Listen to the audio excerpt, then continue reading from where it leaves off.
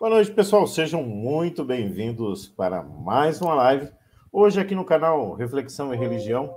Caso você esteja assistindo a um vídeo pela primeira vez deste canal, aqui nós abordamos temas da teologia, mas também não nos limitamos a isso, falamos sobre outros temas também, falamos sobre poesia, sobre a própria religião em si, mas não uma religião específica, abordamos temas da religião e procuramos trazer, pelo menos para você, conhecimento, não apenas se limitando a uma única religião, mas levando conhecimento. Hoje comigo, professor Samuel Merbach. Seja muito bem-vindo, professor. Muito bom tê-lo novamente aqui no canal. Muito obrigado, professor Nildo Moraes. Hoje vou falar um tema de grande importância, né, tanto da parte teológica, quanto da parte da filosofia, da história, até mesmo do direito internacional, né? Os fatos que levaram ao surgimento do Estado de Israel, né, com a aprovação da ONU, a participação de um brasileiro, e esquecendo das diásporas, né? Que o povo hebreu, há muito tempo atrás, acabou sofrendo. Não é isso, professor Nildo Moraes? Com certeza houveram algumas diásporas, né? Basicamente uma dispersão aí. Mas isso nós vamos falar no decorrer da live. Quero cumprimentar a você que está nos assistindo ao vivo, a você que vai assistir essa live. Bom dia, boa tarde, boa noite. Caso ainda não seja inscrito nesse canal, o convido a fazê-lo, compartilhar aquele combo completo, né? A curtida, o compartilhamento e o comentário, e também a inscrição. O professor Samuel Merbach tem um canal também, professor Samuel Merbach. Lá ele aborda temas da filosofia, da educação, história e do direito. Tá? O professor Samuel Merbach é professor de direito, foi meu professor de direito, depois tornou-se, além de professor, amigo pessoal, e decidimos aí fazer uma parceria com lives, levando conhecimento para você. Como mencionamos, o tema de hoje será a criação do Estado de Israel. Nem sempre tinha uma terra, né? Aliás, eu gostaria de iniciar aí com o professor Samuel Merbach, colocando aí toda a sua experiência, o seu conhecimento aí, porque envolve também o direito internacional. E o professor Samuel é doutor, tem um doutorado em direito internacional.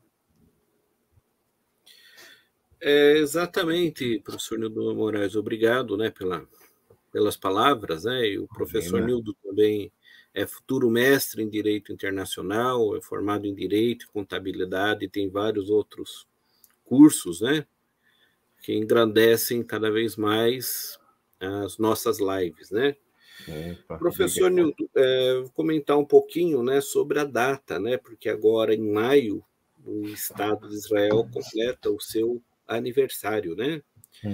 Então, em 14 de maio de 1948, Israel proclamou a sua independência, né? Depois a gente vai ver os antecedentes e consequentes disso, né?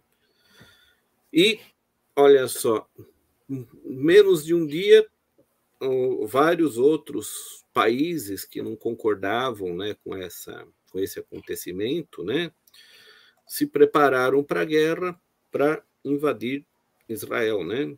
Então, a gente teve como exemplos o Egito, a Jordânia, a Síria, o Líbano, o Iraque, que invadiram o país, né? O que forçou Israel a se defender, né? E, diante disso, aconteceram diversas guerras, né? Até que o Estado de Israel conseguiu firmar de uma maneira mais forte a sua independência, né? E um fato aqui também bastante interessante, né? Foi o que aconteceu, né? Então, segundo aqui alguns historiadores, né? Foi pelo rádio que o mundo ficou sabendo, né, da existência de um novo Estado após a Segunda Guerra Mundial, que todo mundo sabe que morreram cerca de 6 milhões de judeus, talvez até mais, nos campos de concentração nazistas e fascistas, né, na Alemanha e em diversos países da Europa. em razão disso, né, diante dessas atrocidades que foram cometidas pelos nazistas, a comunidade internacional, através da ONU, né, verificou a necessidade, né, de que o povo israelita, né, voltasse a ter o seu território, tanto em razão do Holocausto, como há muito tempo atrás a questão das diásporas, né, que o povo hebraico acabou, né, sofrendo. E nessa história do surgimento do Estado de Israel, teve um brasileiro que teve uma participação bastante grande, inclusive em Israel tem uma homenagem a esse brasileiro, né, que é o Oswaldo Aranha, que foi presidente da Assembleia da ONU, e ele trabalhou, né, de tal maneira que se tornou possível, né, o surgimento do Estado de Israel, né? E, professor Nildo, algum complemento? O que eu gostaria de falar um pouco, professor, antes da criação efetiva do Estado de Israel, né? Foi criado aí após a Segunda Guerra Mundial. Mas antes disso, né? Eu gostaria de entrar um pouco pegar um pouco alguns trechos da Bíblia, né? Porque o povo hebreu, o povo judeu, ele tem um histórico milenar, mas tem um histórico bíblico também, né? Porque, de acordo com o livro de Gênesis, o povo judeu, até então os hebreus, né? Depois, posteriormente, vieram a existir o povo judeu, mas, de acordo com o livro do Gênesis, a nação de Israel foi a nação escolhida, né, para representar a Deus aqui. Deus fez uma promessa para esse povo, que eles teriam, então, a terra prometida. Então, baseado nisso, uma promessa de Deus, né, foi que atualmente, então, acredita-se, né, o povo judeu foi, então, cumprida essa promessa aí, a terra prometida, o Estado de Israel. Tem um ponto bem importante durante esse período aí, né, da Segunda Guerra Mundial. Israel foi reconhecido em 1948, tem conflito histórico aí com países muçulmanos, né? E isso também tem origem lá no livro do Gênesis, né? A separação originou-se com Abraão, e Abraão teve 2 filhos, Isaac, representando o povo judeu, e o irmão dele, né? Filha com a cuidadora, digamos assim, da sua esposa Sara, né? Com Agar, e representa o povo muçulmano, os árabes, né? Então, por isso houve essa distinção e essa briga, que eu não vou entrar em parte teológica profundamente, tanto é que estou procurando aqui algumas formas para ficar apenas de forma didática, para vocês entenderem o contexto histórico, né, e adentrarmos aí na criação propriamente dita, né? Tem um homem, um sionista, que é Theodor Herzl, viveu entre 1860 e 1904. Ele pregava o retorno dos judeus para a sua região de origem, né, a Palestina, quer dizer nada mais do que a terra prometida, a fim de formar um Estado nos moldes das nações ocidentais. Apesar de todas essas invasões, de todas essas guerras, o Estado de Israel, o país Israel, é um dos países com uma das maiores forças militares e um país, por incrível que pareça, extremamente seguro, né? Apesar de haver aí tantas guerras, né, envolvendo principalmente esse conflito entre árabes. E caso você queira entender um pouco mais, caso você queira se aprofundar um pouco mais, procure ver alguns vídeos, estudar um pouco como como funciona Jerusalém hoje. Tem toda a parte ocidental, a parte oriental, a parte dos chamados de coptas, que são os cristãos, bairro dos judeus ortodoxos, da Palestina. Tem também os samaritanos, ainda vivem lá, embora seja um povo mais reduzido. E eu queria só complementar, não, já falei bastante, né, professor? Apenas esse contexto histórico anterior, para chegarmos nesse ponto, falarmos, então, sobre a diáspora e o Estado moderno de Israel hoje. Professor Nildo, aproveitando o ensejo, né, da sua fala, né, abordar um pouco sobre o cativeiro babilônico, né? Sim. Então, o cativeiro babilônico durou em torno de 50 anos, e ele foi interrompido quando o rei persa Ciro I conquistou a Babilônia e libertou os judeus, né? Uhum. A libertação judaica foi interpretada como oportunidade de se reconquistar a região palestina, de tal maneira que os judeus buscaram recompor o antigo reino de Judá. O retorno do povo hebreu à sua terra natal foi seguido por outros processos de dominação. No ano de 332 a.C., o Império Macedônico, que tinha como seu expoente o Alexandre o Grande, ele acaba também dominando a Palestina, né? E talvez a diáspora mais falada ou mais conhecida foi aquela que vai acontecer com a dominação romana, né? Uhum. Então, segundo os historiadores, no século antes de Cristo, os romanos conquistaram os judeus depois de subjugar os territórios anteriormente que eram controlados pelos macedônicos, né? A dominação romana contou com uma grande agitação política entre os vários grupos judeus que não se conformaram, né, com perder a sua autonomia política, né? Isso levou a inúmeros conflitos que resultaram na violenta destruição da cidade de Jerusalém no ano de 70 depois de Cristo, né? Depois de destruírem a capital judaica, o povo hebreu foi proibido de retornar à Palestina, né? Uhum. E de tal maneira que esse acontecimento ficou conhecido com aquilo que a gente sabe hoje, a diáspora, né? Uhum. O que fez com que os judeus fossem para vários países do mundo, né? E vivendo em comunidades, né? Ao longo desses séculos, os judeus se preocuparam muito em manter os laços da sua cultura e da sua religião. Por volta ali do século XIX, diversos judeus, como você abordou anteriormente, né, iniciaram um movimento de criação de um Estado judeu na região da Palestina.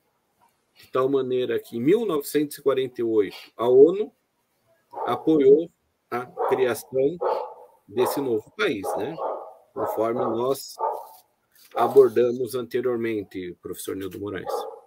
Sim, falando de forma assim, o mais didática possível, que seria a diáspora, né? Ela vem da palavra dispersão, separação, que nada mais é do que o distanciamento, obrigado ou não, de um povo a se locomover para outras regiões, né? A primeira diáspora, ela aconteceu ali por volta do ano 586, primeira, né? Quando o rei Nabucodonosor II invadiu e destruiu Jerusalém. A segunda já foi a que o professor mencionou aí, né? Da romana, a diáspora judaica, né? Perdão. Após a diáspora romana, né? Ocorreu porque os romanos destruíram Jerusalém, obrigando os judeus para irem para outros países da Ásia Menor, para a África ou para o sul da Europa. E tem também, mesmo no tempo dos apóstolos ali, professor, tinha um grupo chamado como judeus helenistas, que eram judeus que moravam na Grécia, em outros países, né? Eles eram judeus, mas o costume e a tradição judaica, elas haviam se perdido, né? E eu gosto bastante desses estudos, desses temas. Dentro do judaísmo existem pelo menos nos tempos bíblicos, nos tempos de Jesus, existiam 4 seitas, não a seita como nós, de forma pejorativa, chamando, né? Isso é uma seita, de forma negativa. Seita quer dizer de sectário, de separação. Grupos religiosos. Né? Isso. Existiam os essênios, os zelotes, os fariseus e os jebuseus, que eram conhecidos, né, de leitores da Bíblia, né? Então, o que eu quero dizer com isso? Dentro do judaísmo existiam essas separações também. Essa diáspora causou esse conflito também, né? E a diáspora, como mencionamos aí, nada mais é do que a separação, né? E existiram várias diásporas, a diáspora grega, e sempre causado por conflitos, né? Por uma invasão, uma destruição, forçando esse povo aí a se locomover. Certo, professor? Exatamente, professor Nildo. Então, para a gente ver, né, que falar assim, o desenvolvimento histórico até o povo de Israel voltar para a sua terra natal foi uma coisa de muitos séculos, né? Sim. Para a gente ver como, às vezes, uma consequência histórica, ela reflete por muito tempo, né? Então, as invasões, e principalmente a romana, que era um povo, vamos falar assim, muito conquistador, né?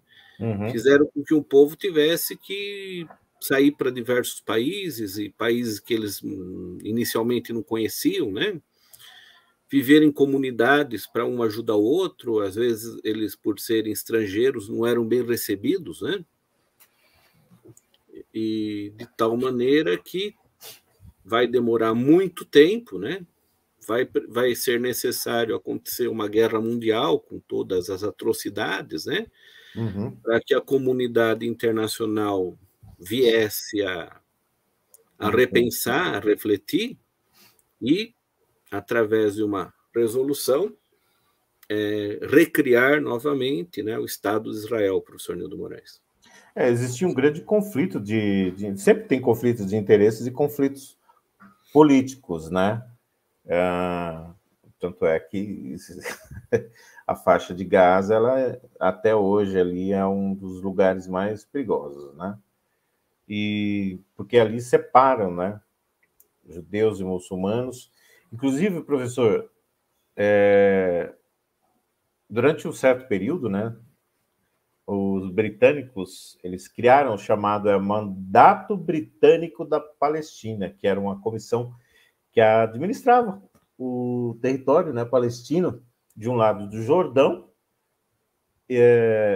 Esse mandato ele atravessou a Segunda Guerra Mundial, a Primeira e a Segunda Guerra Mundial, porque ela começou em 1920 e foi até o fim da Segunda Guerra Mundial em 1948.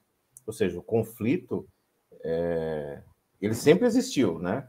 Durante esse período aí do mandato britânico, houve eu poderia colocar assim, um renascimento, né, do nacionalismo, e também pode ser considerado um revanchismo político, né, em várias partes do mundo, Europa, Oriente Médio.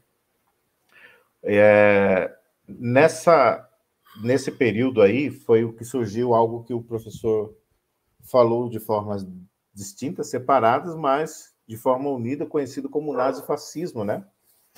Que é a intenção do antissemitismo, principalmente na Europa, né? Que é como o professor havia mencionado aí, quando eles eram estrangeiros em várias outras localidades, né? Inclusive tiveram que mudar, né, alguns nomes, né, por conta da identificação do povo. Perfeito, mestre? Exatamente, professor Nildo Moraes, né? De tal maneira que muitos se converteram e outros foram obrigados a se converter ao cristianismo, né, e mudaram seus nomes, né? O que aconteceu na Península Ibérica também, em Portugal, e muito desses, vamos falar assim, judeus, chamados judeus novos, né, vieram para o Brasil, né? Bastante, principalmente para a região Nordeste, né? De tal maneira que dizem, né, o professor Nildo conhece melhor que eu, que quem tem nome ligado a a natureza talvez fossem, Sim, ou sejam, Oliveira. Pereira, etc., são... O meu sobrenome é de origem judaica também. Eu nunca fiz, nunca pesquisei a árvore genealógica, mas como estudioso, o meu sobrenome está entre, e eu sou da região Nordeste. Então, pode ser que se tenha, nunca corri atrás. O intuito do estudo é apenas conhecimento mesmo, né? E é um assunto assim que a gente consegue trazer, professor, para o lado da nossa vida, né?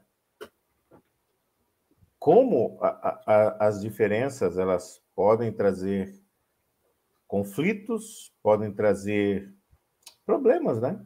Para a nossa vida pessoal, e aí a gente reflete como seria bom, pelo menos nós fazemos a nossa parte, não fazermos distinção, né, entre povos, né?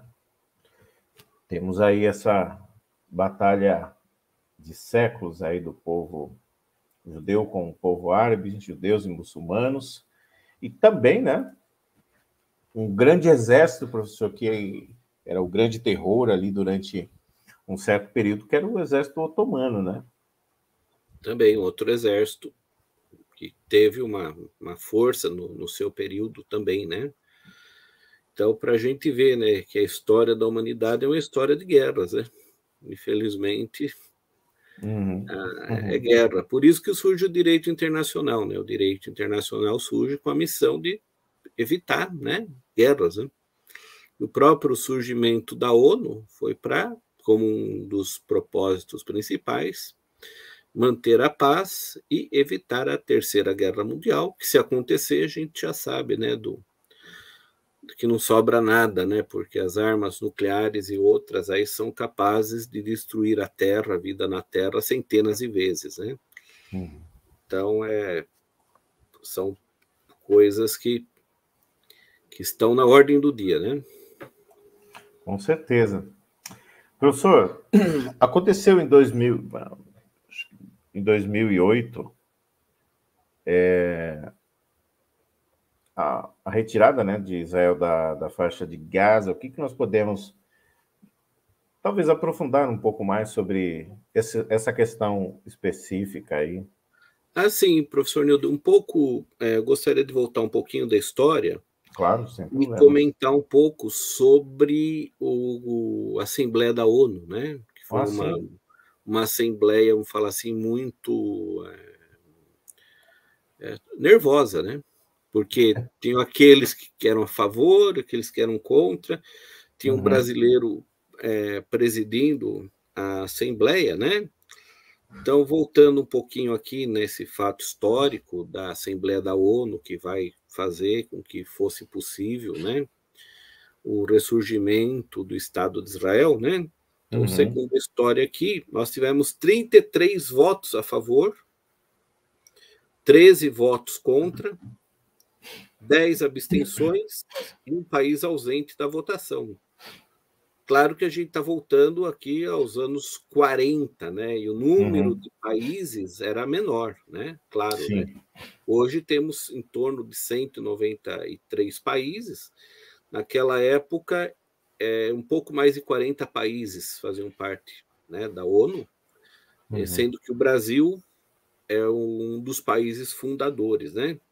Então, olha só que interessante, né? Então, a gente tinha, vamos supor aqui, 40, 50 países, né? Um brasileiro presidindo a Assembleia, e olha só, 33 votos a favor, 13 contra, 10 abstenções e um país ausente na votação. A proposta foi aceita, né? Mas uma fase difícil estaria por vir, né? E a população judaica, claro, que estava ciente disso, né?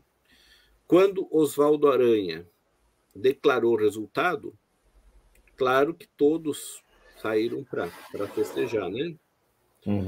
E pouco tempo após, conforme a gente viu anteriormente, Israel já estava sendo invadido pelos países árabes, né? Um outro fato aqui do direito internacional importante, né? Que havia um órgão chamado United Nations Special Committee on Palestine, que foi um órgão criado para elaborar a partilha da Palestina, que até então estava sob a égide do Império Britânico, né? Conforme você já disse anteriormente, o Reino Unido controlava a região desde o fim da Primeira Guerra Mundial, quando derrotado o Império Otomano, perdeu domínio sobre ela, né? Uhum. O plano de partilha visava dar um basta aos conflitos entre árabes e judeus, que desde décadas anteriores retornaram à região, situação que ficou ainda pior após a Segunda Guerra Mundial, né? Quando milhões de judeus precisavam ter um local que os abrigasse, né? Contra aí os nazistas, os fascistas, né? E que eles foram vítimas, né? Então aqui só esse dado histórico, né? Então, em 14 de maio de 1948, Israel proclamou a sua independência e horas após,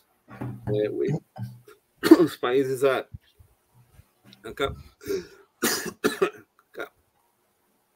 tentaram invadir, né, professor? Exatamente. Pá, tudo bem aí, mestre? Tudo bem, sem voz, hein? Vida de professor é assim, né? Fala às vezes o dia inteiro em atendimento, chega no final do dia dia tá às sem vezes. voz, né? Mas voltou. Opa! Falhou, mas voltou, né? Professor, como o senhor mencionou aí, após a criação, creio que com certeza foram bastante festejados, né? Essa conquista do retorno aí à terra prometida, a Palestina, mas uma série de conflitos ainda vieram a se desencadear, né? No início da década de 50, no início da década de 60, e culminando aí com um fato histórico, um fato muito conhecido, né, que seria a Guerra de 6 Dias, em 1967, né? Ela estava ali 48 para 67, quase 20 anos aí, algumas décadas aí mais de uma década, pelo menos, de relativa tranquilidade, sendo interrompida aí por essa Guerra dos 6 Dias. O que foi a Guerra dos 6 Dias, professor? Então, olha só, né? Como você disse, após um breve período aí de uma relativa calma, né? Aconteceram ataques, né? Árabes através das fronteiras com o Egito e a Jordânia, né? Persistentes bombardeios da artilharia síria, vindo de assentamentos agrícolas no norte da Galileia, e acompanhado de outros ataques de países árabes vizinhos, né? Então, quando o Egito enviou um grande número de tropas para o deserto do Sinai, que aconteceu em 1967, ordenou que as forças de paz da ONU saíssem da região, restabeleceu o bloqueio estreito de Tirã, entrou em uma aliança militar com a Jordânia. Israel se viu cercado em todos os lados, né? À medida em que seus vizinhos se preparavam para destruir o Estado judeu, Israel invocou seu direito inerente à legítima defesa, lançando um ataque preventivo em 5 de junho de 1967 contra o Egito pelo sul do país, seguido por um forte contra-ataque contra a Jordânia pelo leste, né? E o encaminhamento das forças sírias entrincheiradas nas colinas de Golã pelo norte, né? Após 6 dias de batalha, as antigas linhas de cessar-fogo foram substituídas por outras, com a Judéia, a Samaria, Gaza, Península do Sinai e as colinas de Golã sob o controle de Israel. Em razão disso, as aldeias do norte foram libertadas após 19 anos de bombardeios sírios recorrentes. A passagem, transporte de e para Israel através do Estreito de Tirã estava assegurada. E Jerusalém, que estivera dividida entre Israel e Jordânia desde 1949, foi reunificada sob a autoridade de Israel, professor Nildo Moraes. Perfeito, professor. E não parou por aí, né? Houveram outras de guerra em guerra aí, até... Agora, professor, tem um ponto que ele é importante, também determinado lá na Bíblia, que é comemorado pelo povo judeu até hoje, que é o Yom Kippur, que é o dia do perdão, né? E, novamente, pouco mais de 6 anos praticamente depois, falando da Guerra de 6 Dias, em 67, em 1973 houve a Guerra de Yom Kippur. O que seria aí a Guerra de Yom Kippur? Foi uma data, né? Foi uma guerra numa data, né, vamos falar assim, importante de Israel, né? Uhum. E a ideia certamente era pegar o povo de Israel desprevenido, né? Uhum. Estavam em orações nas suas festividades, então aproveitaram a data para a invasão, né? Eu gostaria então, de fazer... Pois não, professor, depois eu... Pode concluir. Então, olha só, então, segundo os historiadores, a Guerra de Yom Kippur, de 1973, isso aconteceu num período de mais ou menos 3 anos, né? Houve uma calma relativa ao longo das fronteiras, então, no Yom Kippur, que é o chamado Dia do Perdão, que é o dia mais sagrado do ano judaico. O Egito e a Síria lançaram um ataque de surpresa, coordenado contra Israel, em outubro de 1973. O exército egípcio atravessou o canal de Suez e as tropas sírias invadiram as colinas de Golã. Durante as 3 semanas seguintes, as forças de defesa de Israel conseguiram mudar o rumo da batalha e afastaram os ataques, atravessando o canal de Suez do Egito e avançando 32 quilômetros para dentro da capital síria, Damasco, né? 2 anos de difíceis negociações entre Israel e Egito e entre Israel e a Síria resultaram em acordos de retirada que determinaram que Israel se retirasse de partes dos territórios que foram capturados durante a guerra. Então, resumindo, seriam esses os acontecimentos, professor Nildo. Uhum. Perfeito, foram criadas ali várias organizações, né? A Organização pela Libertação da Palestina, OLP, entre outras, né? Entre outras organizações. Mas eu gostaria de dar um contexto histórico e um pouco teológico do Yom Kippur. Isso era uma das datas mais importantes, né? Que acontecia na época, nas épocas bíblicas, né? Que era o 10º dia do 7º mês. É claro que os meses não são contados, né? E não eram a mesma sequência que nós contamos hoje, né?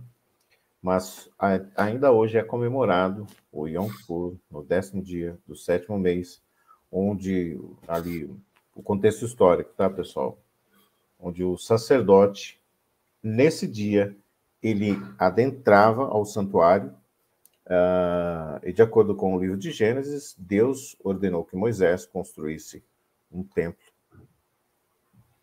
como poderia colocar? Um santuário, para que o povo pudesse ter contato com Deus. E o objetivo de Deus era, então, viver ali naquele momento com o povo. Durante todo o dia, vários dias, existiam o sacrifício da manhã e o sacrifício da tarde. O sacerdote ia lá, imolava o cordeiro, ou o homem ia lá nos átrios, imolava, tinha todo um ritual. Porém, uma vez por ano, no dia do perdão, o sacerdote ele entrava em um cômodo adicional que era conhecido como o Santo dos Santos, ou lugar santíssimo.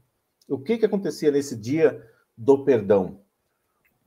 O o sacerdote, o sumo sacerdote, ele era adornado, né, com uma roupa especial e cheia de sinos e amarrado uma corda à sua cintura. Por quê? Porque nesse dia do perdão, caso alguém não tivesse ali, essa era a ideia, não tivesse confessado os seus pecados, ao adentrar no santuário, no lugar conhecido como Santo dos Santos, onde a presença de Deus ali, o Shekinah, conhecido como Shekinah, se manifestava. Ali dentro ficava a arca do concerto, né? E tinha 2 querubins, e a presença de Deus se manifestava ali. Então, se alguém não tivesse confessado, se arrependido do seu pecado, o sumo sacerdote poderia ser morto. Por isso que, enquanto ele estava lá fazendo toda a parte ritualística, ouvia-se os sinos, e caso não se ouvisse mais, puxava pela corda, né? Então, esse era o dia do Yom Kippur, que acontece e é comemorado, né, pelo povo judeu até o dia de hoje. Apenas um complemento histórico e teológico aí, professor. Muito bem, professor Nildo. Conforme você disse, né, o calendário hebraico é diferente do católico, diferente de outras. Gregoriano, do calendário Exato. juliano, calendário gregoriano, O né? Tanto é nosso, que... creio que é o gregoriano, né? Isso, atualmente é o gregoriano. E hoje Israel está no ano mais de 5.000, seria isso, professor Nildo? Sim, deixa eu só pesquisar aqui, eu vou pegar agora aqui o ano em que estaríamos, olha só, transmomento de pensação, professor. Uhum. Pensamos aqui, se o senhor puder fazer algum comentário enquanto eu pesquiso aqui exatamente Sim. ao vivo. Aproveitar a falar sobre a Segunda Guerra do Líbano, né? Também é um acontecimento importante, né? Em maio de 2000, Israel retirou todas as suas forças da zona de segurança no sul do Líbano. No entanto, o Líbano não cumpriu as resoluções 425 e 1559 do Conselho de Segurança da ONU, que exigem o desmantelamento do grupo Hezbollah e o deslocamento do exército libanês para o sul do Líbano, né? Em razão disso, aconteceram conflitos, de tal maneira que em julho de 2006, o Hezbollah raptou soldados israelenses e bombardeou cidades ao norte de Israel, né? O conflito se seguiu, ficou denominado na história como sendo Segunda Guerra do Líbano. E mais de 4.000 mísseis foram disparados em Israel, né?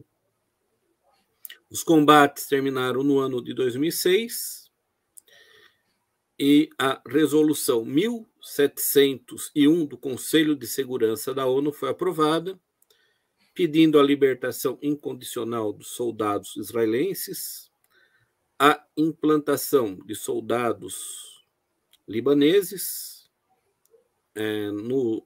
na região sul do Líbano e o estabelecimento de embargo sobre as armas fornecidas aos grupos armados libaneses, professor Nildo. Perfeito. Então, este ano seria o ano 5.782 do calendário judaico, tá? Os dias... Inclusive, esses dias eu acompanhei, eu assisti toda uma série, né, em um determinado provedor de streaming, não vou falar o nome, mas um provedor muito conhecido de streaming, onde colocava-se ali os costumes, e eu gosto, né, de conhecer outras culturas. Eu estudo a cultura árabe, a judaica, a asiática, a oriental, para conhecimento, né? Porque aprendemos muitas coisas, alguns conceitos, a forma de pensar é diferente, isso pode ser absorvido, né, pelos costumes que nós, como ocidentais, temos, e é uma cultura totalmente diferente, muito rica, uma cultura muito rica, e aprendemos bastante com a forma de pensar, até mesmo nos jeitinhos brasileiros, né? No jeitinho brasileiro, onde muitos outros países não tem um jeitinho. Não é não. Você pode fazer isso? Não. Não tem aquele jeitinho, mas não tem um jeitinho? Não, não tem. Então, estamos aí no ano 5.782, professor. Bem diferente. E, professor Nildo, os meses do calendário judaico são diferentes são também. diferentes. A Nissan, a Bib, eu não vou saber todos. Eu não vou falar, só conheço esses aí. Agora eu posso pesquisar aqui. Deixa eu ver aqui. Meses do calendário judaico. Aí podemos Enquanto isso, até... professor Nildo, Claro. vou falar sobre a Operação em Gaza, em 2008, né? Ótimo. Um outro momento histórico difícil também da história, né? Uhum. Então, a Operação em Gaza, que aconteceu em 2008, após a retirada israelense da faixa de Gaza e de 4 assentamentos no norte da Cisjordânia em 2005, eleição do Hamas em 2007, a luta contra Israel aumentou. Vários mísseis, novamente, foram disparados da faixa de Gaza contra o sul de Israel, resultando em vários danos à população que vive no sul, né? O que levou Israel a tomar uma ação militar que acabou acontecendo de dezembro até janeiro, de dezembro de 2008 até janeiro de 2009. A luta árabe-palestina contra o Estado de Israel, conforme a gente viu, acontece há muito tempo, né? Milhares de ataques aconteceram durante as 2 décadas anteriores à Guerra dos 6 Dias, de 1967. Após isso, em 1964, foi criada a Organização da Libertação da Palestina, como o próprio nome fala, né? Luta em prol dos palestinos, né? Durante os anos 1970 e 1980, várias organizações comandadas pelo OLP lançaram vários ataques contra Israel dentro e fora do território israelita, né? Um dos ataques mais conhecidos foi aquele que aconteceu nas Olimpíadas de Munique em 1972, que acabou com a morte de 11 atletas israelenses, né? Apesar do compromisso do palestino em 1993, visando acabar com essa luta, né? Proporcionou uma base para um processo de paz palestino-israelense. Porém, os ataques de ambos os lados, infelizmente, não cessaram, né? O que levou aí à morte de várias pessoas, dos dois lados, né? Entre eles, centenas de civis, professor Nildo. A guerra, ela sempre tem,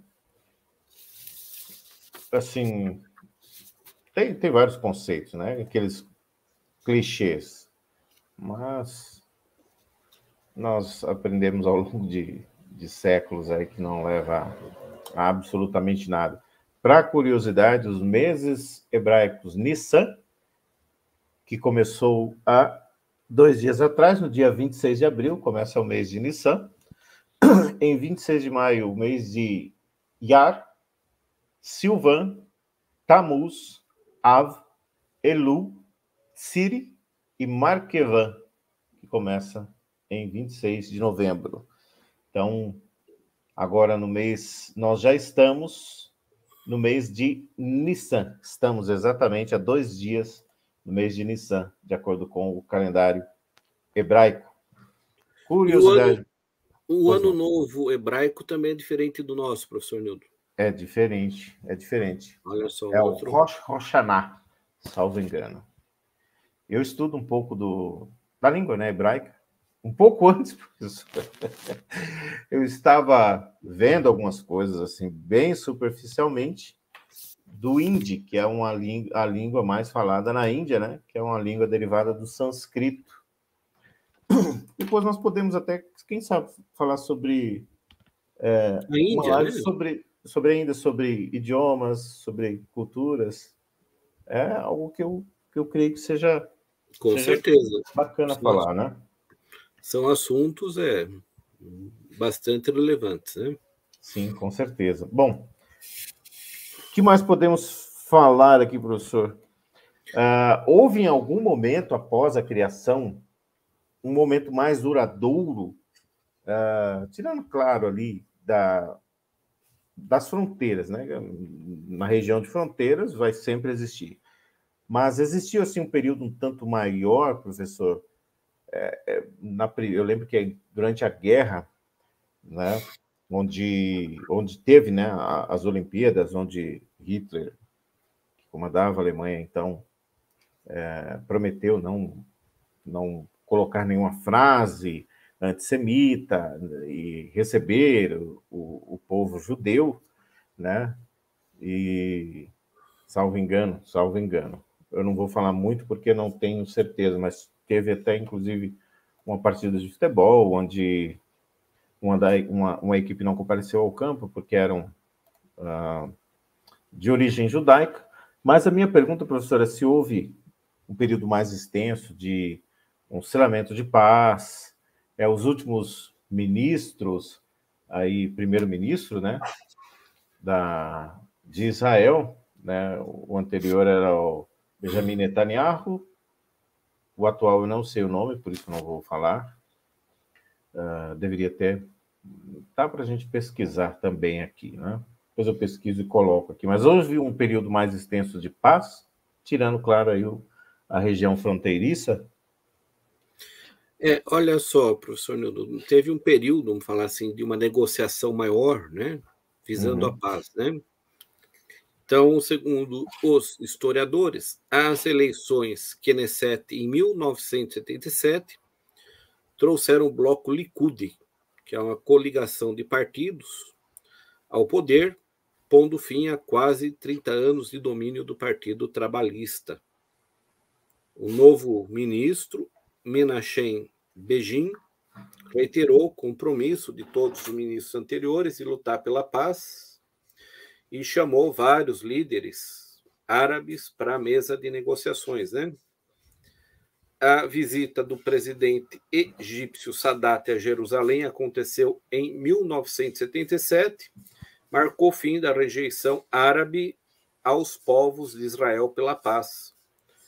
Em seguida, aconteceram negociações entre Egito e Israel, sob aqui o auspício dos norte-americanos.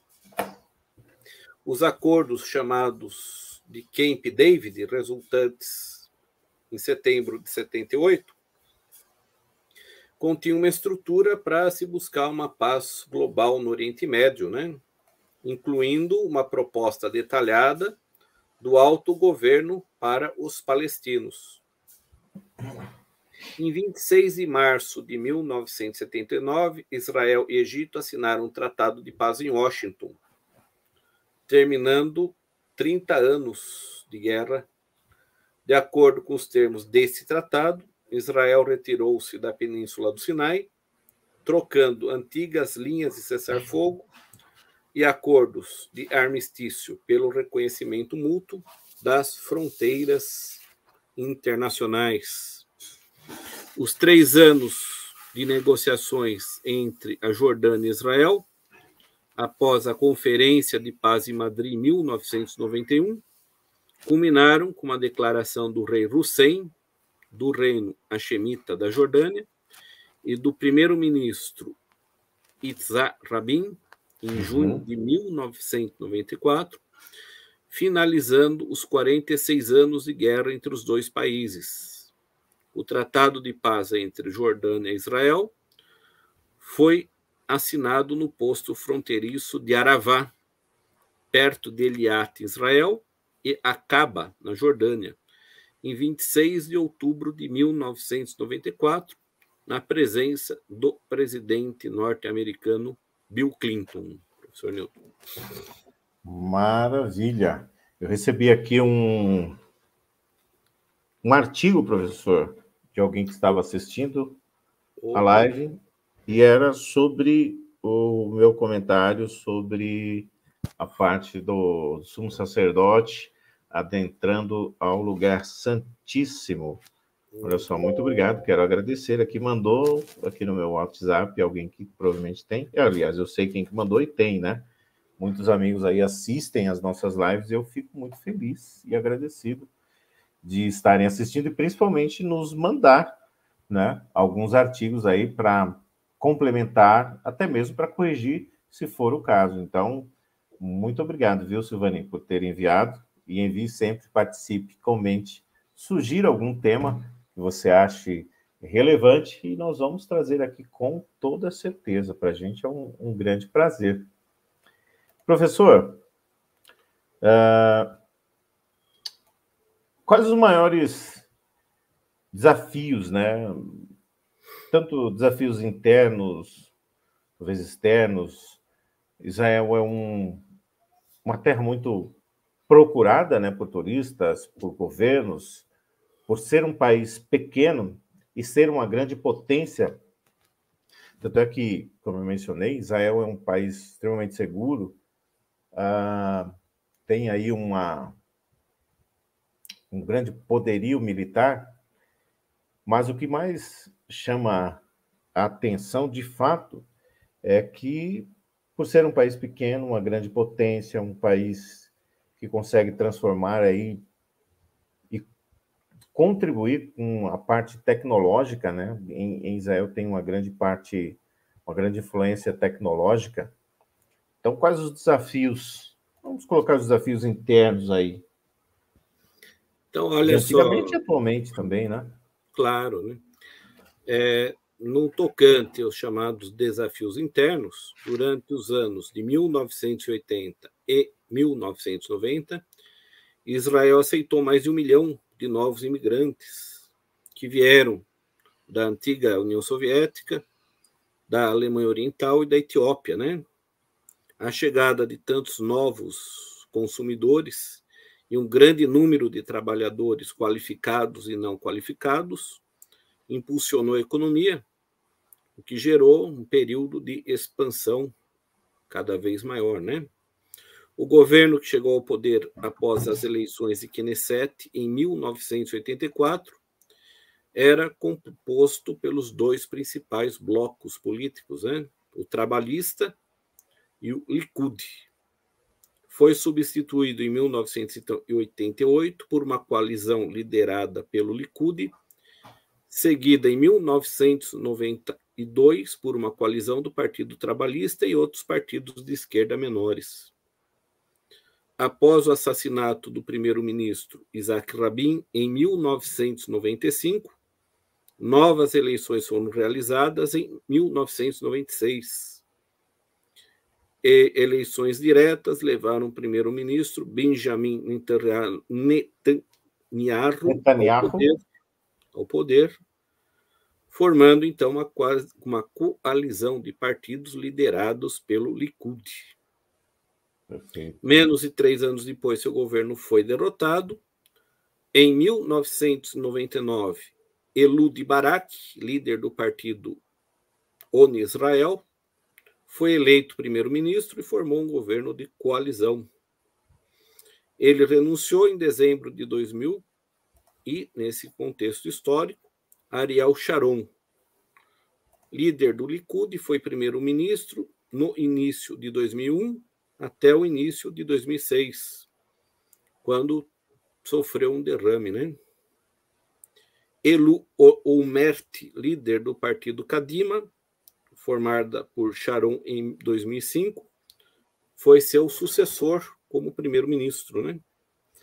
Após a saída de Ehud Olmert, Benjamin Netanyahu foi eleito primeiro-ministro em eleições antecipadas realizadas em fevereiro de 2009 e formou um governo de coalizão de base ampla.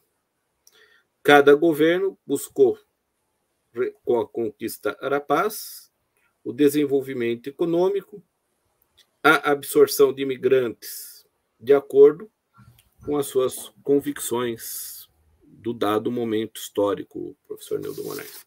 Perfeito. O atual é o Naftali Bennett, atual primeiro-ministro aí do Estado de Israel. Bom, professor, não dá para nós nos aprofundarmos muito, né, nas lives, porque senão fica cansativo, mas creio que nós colocamos aí os principais pontos sobre a criação do Estado de Israel, o que é extremamente importante, porque embora seja um país distante, diferente da nossa realidade, mas o conhecimento é importante, né? Vivemos em um mundo globalizado e necessitamos aí conhecer as outras culturas para enriquecimento próprio, para aprendermos, e sabermos também como lidar caso venhamos a ter alguém de origem judaica no nosso convívio, né, professor? Além de ser um tema ligado ao direito internacional, professor. Com certeza, professor Nildo Moraes, de tal maneira que hoje, né, a gente fez de uma maneira didática e resumida alguns pontos importantes da história e do ressurgimento do Estado de Israel, professor Nildo. Perfeito. Agradecemos a todos que nos assistiram, aqueles que ainda irão nos assistir. E eu deixo aí, professor, as palavras finais aí, para o senhor finalizar aí a nossa live hoje. E então, já convidando o pessoal para a próxima semana. Né? Agradecemos a todos que nos assistiram, que vão nos assistir a posteriori, e que na próxima semana convidamos a todos que nos assistam novamente, quando iremos abordar algum tema ligado ao direito, à história, à filosofia e educação, professor Nildo Moraes. Também pedimos que deixem um like, né, nos vídeos, se inscrevam nos canais professor Nildo Moraes e no canal professor Samuel Merbach. Muito obrigado a todos, muito obrigado, professor Nildo, e até a semana que vem. Até a semana que vem, pessoal. Uma excelente noite, professor. Bom restante de semana. Muito obrigado.